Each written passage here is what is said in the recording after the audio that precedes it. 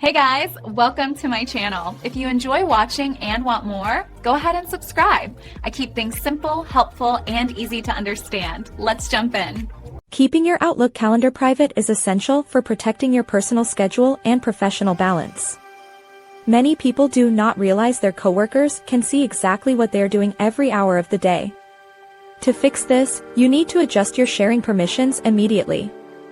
Start by opening the Outlook web app or the desktop version on your computer.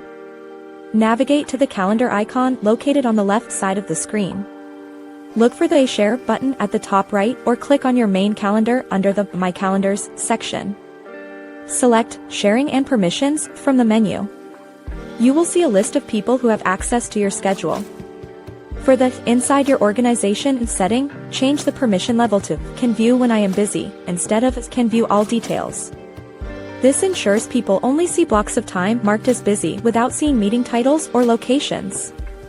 If you want to hide specific appointments while keeping the rest visible, use the Private button.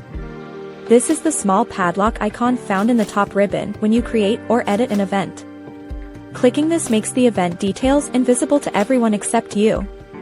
You should also check your Delegate Access settings in the File menu under Account Settings. Ensure no one has permission to see private items unless you specifically trust them. Regularly auditing these settings keeps your information secure. Following these simple steps gives you full control over who sees your daily routine and protects your professional privacy effectively every day.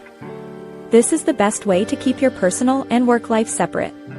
Thanks so much for watching. If you liked the video, tap the thumbs up, hit subscribe, and ring the bell so you don't miss anything new. See you next time.